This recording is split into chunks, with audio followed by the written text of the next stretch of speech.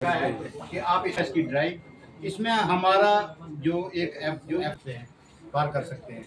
इसके अलावा के लिए एक पुख्ता एक नीति तैयार करके सरकार के सहयोग से और सरकार के साथ मिलके जी आज वर्ल्ड इन्वायरमेंट डे के उपलक्ष्य में हम जेपीपीएफ की तरफ से ये प्रेस कॉन्फ्रेंस का आगाज़ किया है।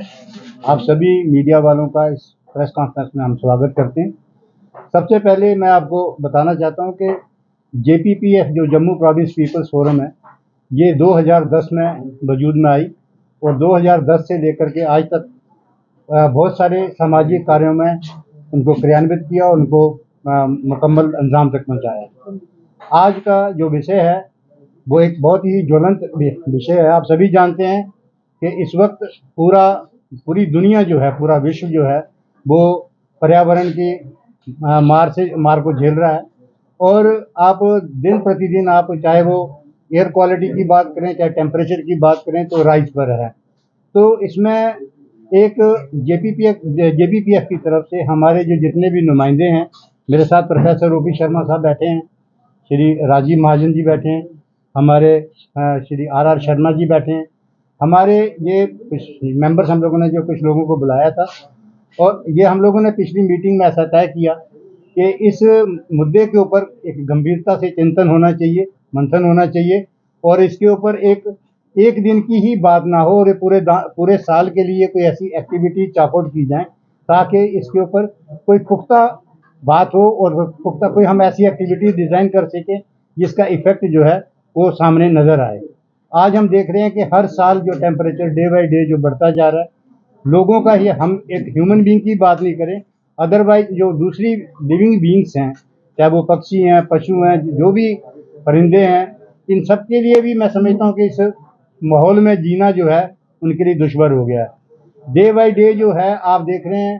कंक्रीट जंगल जो है वो बढ़ता जा रहा है और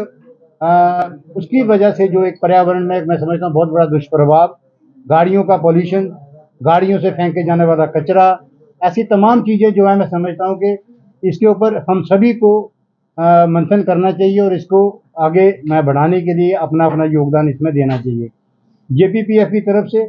इसमें मैं आपको बताना चाहता हूँ कि हम लोगों ने काफ़ी सारे इंस्टीट्यूशंस के साथ कोलैबोरेट किया और आज हम लोगों ने कुछ इंस्टीट्यूशंस यहाँ पर बुलाए भी हैं, जिसमें हमारे योगानंदा कॉलेज ऑफ इंजीनियरिंग को रिप्रेजेंट कर रहे हैं अजय जम्वाल जी, हमारे इंस्टीट्यूट ऑफ मैनेजमेंट साइंसेज को भी जम्वाल साहब रिप्रेजेंट कर रहे हैं, national college of education Cambridge school, हमारे कावा ग्रुप ऑफ इंस्टीट्यूशंस का, हमारे फार्मेसी कॉलेजेस, हमारे नर्सिंग कॉलेजेस, हमारे टाइनी टॉवर स्कूल के प्रिंसिपल श्रीमती दीपाली हांडा जी यहाँ पर हैं, हमारे आरती शर्मा जी, हमारी चंचल शान जो हमारे कॉलेज में प्रोफेसर हैं, वो भी इसमें उन्होंने अपनी शमूलियत दी है। ऐसे ही और भी इंस्टीट्यूशन जैसे नवीन शिक्षा केंद्र है और ऐसे काफ़ी सारे इंस्टीट्यूशन है, मैं नाम लूँगा तो काफ़ी समय लगेगा, लेकिन हम इस तरीके से तमाम इंस्टीट्यूशंस के साथ हम लोग अपनी कोलैबोरेशन बना रहे हैं, एक MOU साइन कर रहे हैं और मैं आपको ये बताना चाहता हूँ कि इसी सिलसिले में हम लोग करीबन 2-3 महीने पहले डिवकॉम साहब से भी हमने चर्चा की थी। तो डिवकॉम साहब ने भी तमाम इंस्टीट्यूशंस को लिखा भी है, तमाम DCs को भी लिखा है कि आप इसमें अपना योगदान इनको इस संस्था को प्रदान करें। जेपीपीएफ हम मिल करके एक कॉन्क्रीट प्लान जो है अभी हम तमाम इंस्टीट्यूशन के साथ एक MOU साइन करके प्लांटेशन की ड्राइव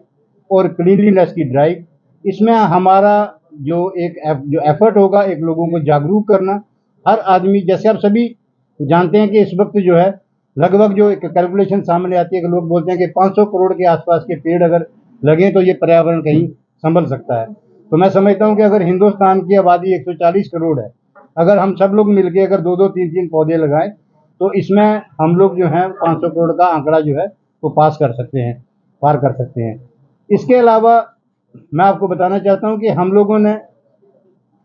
पर्यावरण को लेकर के पिछले दिनों भी एक ह्यूमन चेन की हम लोगों ने बना करके तभी पुल में फेंके जाने वाले जो गंदगी है उसके बारे में भी हमने विरोध प्रदर्शन किया था, लेकिन उसमें कोई बहुत बड़ा हमको रिजल्ट मिला नहीं। लेकिन अब हम लोग जो प्रयास कर रहे हैं, इसमें हमारा प्रयास है हम पूरे जम्मू सूबे में